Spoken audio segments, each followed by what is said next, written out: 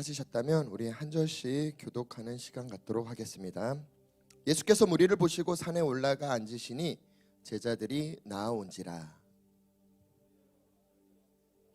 심령이 가난한 자는 복이 있나니 천국이 그들의 것이며, 온유한 자는 복이 있나니 그들이 땅을 기업으로 받을 것이며, 긍휼히 여기는 자는 복이 있나니 그들이 긍휼히 여김을 받을 것이며, 화평케 하는 자는 복이 있나니 그들이 하나님의 아들이라 일컬음을 받을 것이며,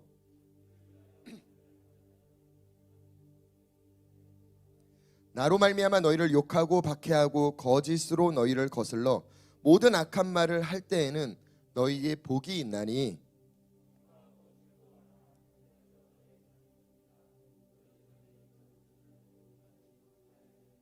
아멘. 애통하는 자는 복이 있나니 그들이 위로를 받을 것이래요.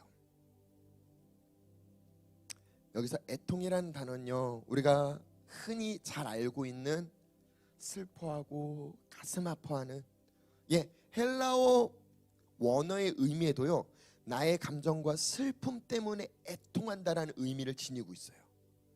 근데 이 뜻 아니겠죠? 다른 뜻이겠죠? 제가 이렇게 뭔가 얘기를 하는 건 이 뜻 아니니까 말씀드리는 거예요. 다른 뜻이 뭐냐면 굉장히 아이러니해요. 힘을 주다, 힘을 얻다, 열정을 느끼다. 이게 무슨 뜻일까? 한마디로 정의를 하면요, 애통은 힘을 받기 위해서 애통한다라는 거예요. 왜요? 지금부터 설명드릴 거예요. 그 설명 들으시면 내가 생각한 애통과 성경이 말하는 애통은 조금 다르네 라는 걸 좀 깨닫는 시간 되기를 예수님의 이름으로 축복합니다. 팔복에서 이야기하는 애통은요, 성경이 말하는 제사장과 연결되어 있어요. 신약 시대에 와서 우리의 신분이 성경은 뭐라고 표현하냐면 너희는 왕 같은 제사장이래요. 그러니까 우리는요, 하나님의 아들의 신분은 예수 그리스도로 인해 이미 주어졌고 회복됐고, 내가 예수님을 영접하는 순간 그냥 자녀된 권세가 우리에게 주어진 거예요. 그러니까 이 자녀됨, 우리가 계속 하나님 안에서 우리가 어떤 존재인지 그걸 계속 묵상했잖아요. 그 정도가 아니라 그 다음 우리에게 주어진 직책이 있대요. 근데 그 직책은 제사장이라고 표현하고 왕이라고도 표현을 하더라고요. 그럼 제사장의 모습이 어떤 모습인지 히브리서 5장 한번 찾아보겠습니다. 히브리서 5장 1절 2절 한번 볼게요.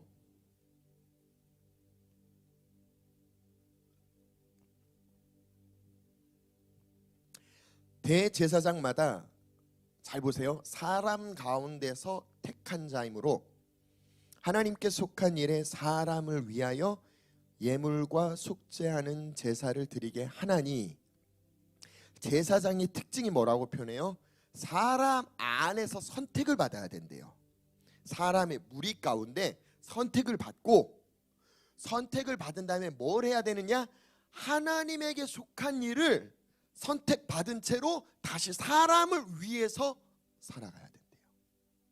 무슨 말인지 이해가 되십니까? 구약 성경에는요, 여러 가지 직책이 나오지만 선지자의 역할은 하나님이 뒤에 계세요. 그리고 하나님이 말씀하세요. 그 말을 대변하는 게 선지자의 역할이에요. 그러면 선지자 뒤에 지금 누가 있어요? 하나님이 계시죠. 제사장은요, 제사장 뒤에 하나님 있는 게 아니에요. 제사장은 철저하게 사람으로부터 선택을 받았다고 했잖아요. 사람 안에서, 무리 안에서. 그러니까 제사장 뒤에 누가 있냐? 사람이 있어요. 사람.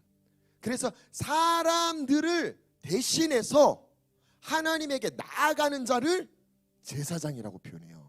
그래서 이 모든 백성들의 죄를 다 가지고 제사장이 어딜 들어갑니까? 지성소에 들어가잖아요.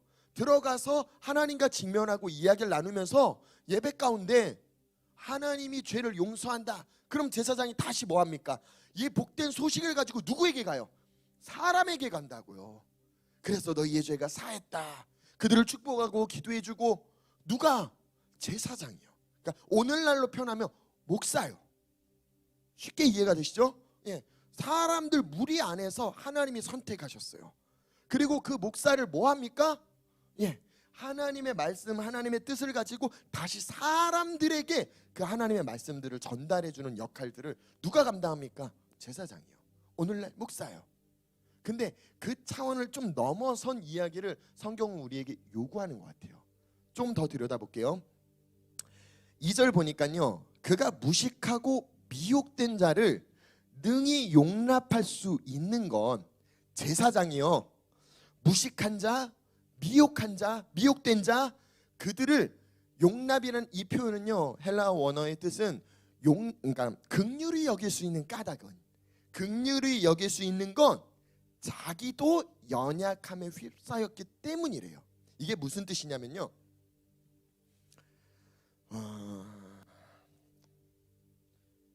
제가 개척 초반부터 음향 장비도, 영상 장비도, 그다음에 조명 장비도 막 이런 것들을, 이게 제가 공부한 건 음악이에요. 근데 음악 외에 영상과 조명은 또 다른 세계예요. 제가 아예 모르는 영역이에요. 그 영역들을, 이런 제품들을 구매할 때는 어떻게 해야 됩니까? 알아야 돼요. 근데 알지 못한 채로 구매를 하면 어떻게 돼요? 제가 조금 더 개척 당시다 보니까 조금 더 싸게 구입을 하려고, 새 거가 아니라 중고에서도 또 가격을 보면은 좀 더 싼 금액에 해당되는 무언가를 취하다 보니까 사기를 맞는 경우도 있고요. 물건을 사서 왔는데 물건이 불량의 경우도 있고요. 전화를 했더니 안 받아요. 또한 물건을 좋을 줄 알고 샀는데 적합하지 않는 경우도 있고요. 그런 것들을 겪었어요. 얼마나 속상하겠어요. 그죠? 속상하고 이게 말로 표현이 안 되더라고요. 누군가가 이 전문 분야를 아는 사람이 없으니까 혼자 속상하고 혼자 속 끓이고 있는데, 저희 사모가 얘기하더라고요. 그러니까 제발 그냥 아무거나 사치지 말라고. 그러니까 눈에 보이면 자꾸 사고 싶더라고, 장비는.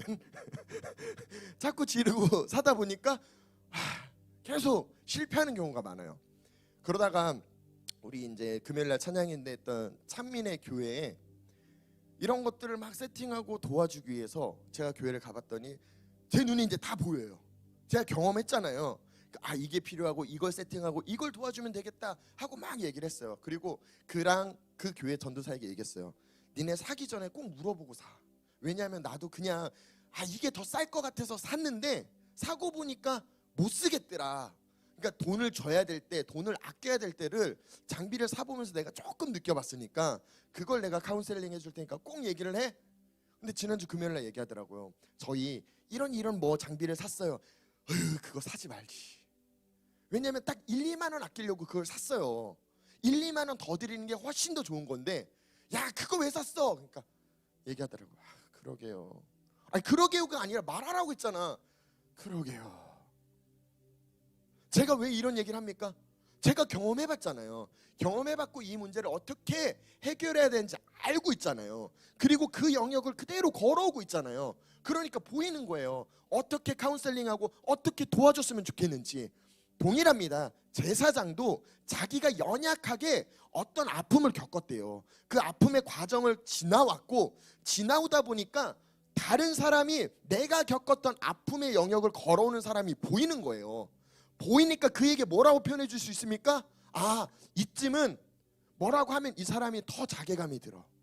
뭐라고 하면 죽고 싶을지도 몰라. 그러니까 그냥 옆에 있어줘야지. 지금 이 타이밍은 그를 데리고 예배 가운데 나와야 돼. 그래야 하나님을 만날 수 있어. 맞아, 나도 그때 누군가가 날 좀 이끌어서, 누군가가 나 좀 도와줬으면 하는 바람이 있었지. 그렇게 도와주면 돼 라는 게 보이기 시작한다라는 거예요. 잘 기억하세요. 성경 안에 우리가 잘 이해하면요, 복음을 전하는 루트를 이해하기 시작해요.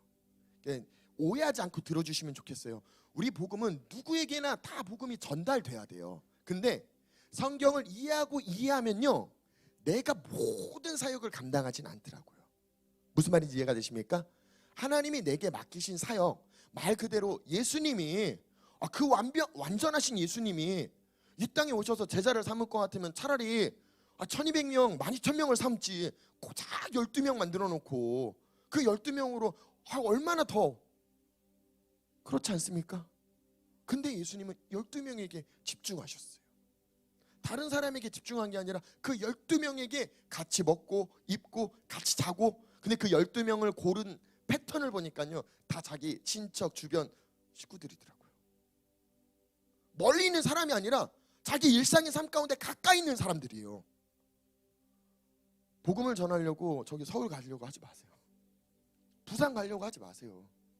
내 주변에 있는 사람들에게도 내가 아무 복음을 전하지 못하면서 내가 주의 복음을 전하기 위해서, 선교를 하기 위해서 해외를 나가야지. 그러니까 내 주변에 하나님이 돌보기를 원하는, 내가 겪었던 아픔을 지닌 자들, 내가 겪지 않은 아픔을 내가 만져주려고 도와주려고 애써봤자 뭐합니까? 공감대가 없어요. 그러니까 어떻게 도와줄 줄 모르는데 도와주려고 하다 보니까 그를 해치는 경우가 있어요. 근데 내가 경험한 영역은요, 보여요. 어떻게 도와줘야 될지 알아요. 그래서 예수님이 육신을 입고 이 땅에 오셨을 때 굉장히 다양한 경험을 하시더라고요. 12살까지 요셉이 등장해요. 근데 12살 이후부터는 아빠 요셉이 등장하지 않아요. 소년소녀 가장이 되셨어요. 아빠가 목수가 아니라 그때부터 어린 예수가 목수일을 하면서 직업도 가장 미천한 그 직업을 감당하면서, 그때는 여자는, 죄송합니다, 이건 제 생각이 아니고 그때 문화 안에선 여자를 사람 숫자로 지 않았잖아요. 그러니까 마리아는 일을 할 수가 없는 거예요. 어떤 것도 가정을 책임질 수가 없다고요. 누가 책임져야 돼요? 예수님이요. 그래서 히브리서 2장에 보면요, 예수님이 육신을 입고 이 땅에 오신 이유들을 설명하는데 철저하게 그 모든 것들을 경험하셨더라고요. 그 모든 것들을 경험하고 뭘 하기를 원하느냐? 그 아픔에 있는 자들에게 위로가 되시기, 그들을 긍휼히 여기시는 그 은혜를 예수님이 보여주시더라고요. 고린도전서에는요, 정확하게 예수님은 죽으시고 첫째 부활이 되셨고, 그 다음엔 예수님에게 속해져 있는 제자들이 그 다음 부활할 차례고, 그 다음엔 나머지 사람들이 아직 남아있대요. 그러니까 계속 연달아 예수님이 가셨던 그 길을 우리는 답습해서 걸어가셔야 돼요. 걸어가시는 과정 가운데 뭐 하느냐? 예수님도 12명 바꿨잖아요. 우리 신집사님도 12명 바꾸는 거예요. 우리 장로님도 12명 바꾸는 거예요. 제가 120명을 하려고 하는 게 아니라 제가 12명하고 12명하고 12명하고 10명이 모여서 그 12명을 하면 120명이 되는 거예요.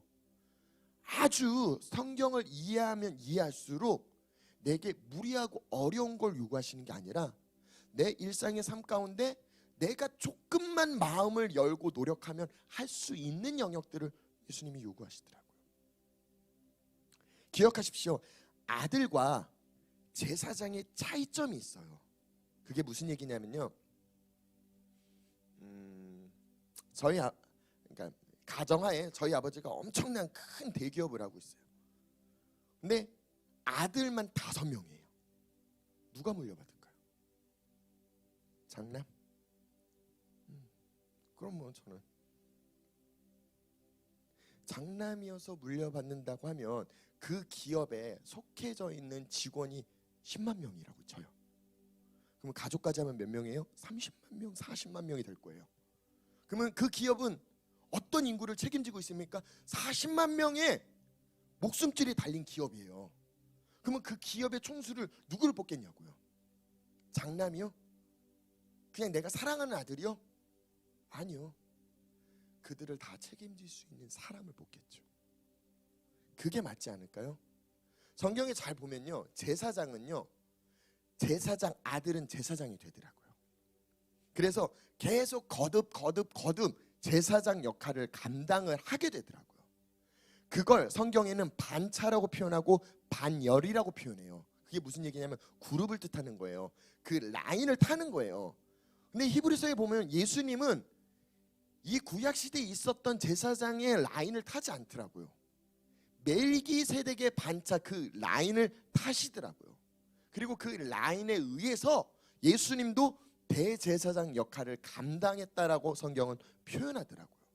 이게 무슨 뜻이냐면요, 내가 아들이 아니라 제사장으로서 자라나기 위해서는 무언가는 고통을 경험해보고 누군가는 돌볼 의지, 능력이 있어야 그 위치로 이동이 돼요. 그냥 예수 그리스도를 영접하는 순간 내가 아들로서 누릴 수는 있어요. 나 혼자 잘 먹고 잘 사는 그냥 그 정도 영역엔 있을 수가 있다고요. 근데 성경엔 우리에게 아들만 강조한 게 아니라 너희는 왕 같은 제사장이야. 제사장의 영역으로 나아가야 되고 그 제사장 영역에서 멈추는 게 아니라 여기서 더 잘한 사람이, 더 많은 사람을 품을 수 있는 사람이 왕이 되더라고요. 이해가 되시면 아멘 해주세요. 할렐루야. 왜 이런 설명을 드리냐? 요한계시록 1장 5절 한번 볼게요.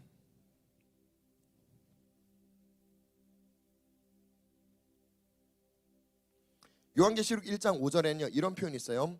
충성된 증인으로 죽은 자들 가운데서 먼저 나시고 땅에, 잘 들으세요, 땅의 임금들의 머리가 되신 예수 그리스도로 말미암아, 그러니까 예수님이 지금 이 땅에 무엇이 됐다라는 거예요? 왕이 됐다라는 거예요. 임금들의 머리, 왕이 되셨다라고 성경은 표현하고 있어요. 히브리서 5장 8절 한번 볼게요. 자, 이 왕이 되는 과정까지를 뭐라고 표현하는지. 그가 아들이면서도 받으신 고난으로 순종이란 걸 배웠대요. 누가요? 예수님이요. 뭘요? 아들이래요. 하나님의 아들이래요. 아들인데 예수님이 다른 사람들을 위해 그들에게 축복이 되기 위해선 예수님이 어떤 과정을 거쳐야 된다라는 거예요. 무슨 과정이요? 고난이라는 영역이요.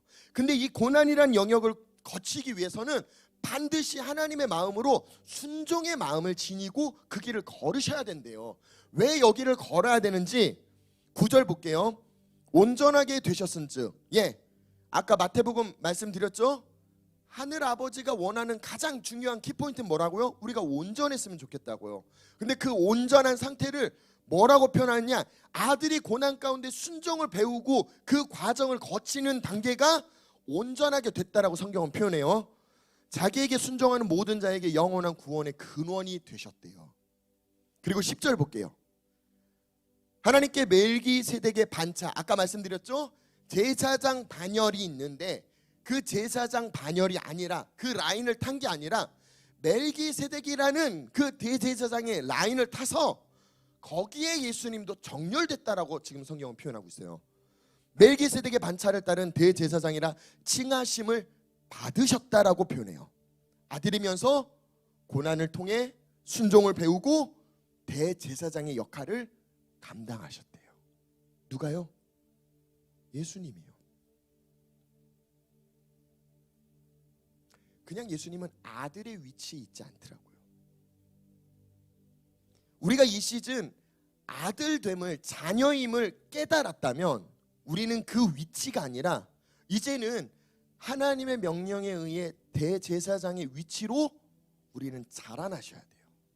근데 자라나기 위해선 우리가 걸어왔던 고난의 어떤 여정 가운데 하나님의 말씀을 붙들고 이겨내려고, 기도하려고, 싸우려고 막 몸부림쳤던, 그걸 통해 말씀대로 그래도 이렇게 살아야지, 우리 안에서 그것들이 불일 듯 일어났던 거, 그게 순종이라고 성경은 표현하더라고요. 그걸 통해 네가 온전해졌다면 그냥 내가 자라나고 내가 극복한 정도가 아니라 내가 이 길을 걸어온 까닭이 있대요. 그냥이 아니라 까닭이 있는데 그건 무엇이냐? 그 길을 걸어올 사람들이 있대요. 그들에게 축복이 되셔야 돼요. 그들에게 위로가 되셔야 돼요. 그 애통하고 있는 그들의 마음 가운데 위로를 주는 존재가 되시기를 예수님의 이름으로 축복합니다. 할렐루야, 할렐루야. 정확하게 디모데후서 2장 2절에 보니까요, 충성된 사람들에게 부탁하는데 그들이 또 다른 사람들을 가르칠 수 있게 하라는 거예요. 뭘 가르칠까요? 오해하지 않고 들어주세요. 요즘 시대에요, 잘못 가르치면 꼰대라고 되게 싫어하더라고요. 애나 어른이나 할 것 없이요, 내 삶에 간섭을 한다라고 느껴지는 순간 싫어해요.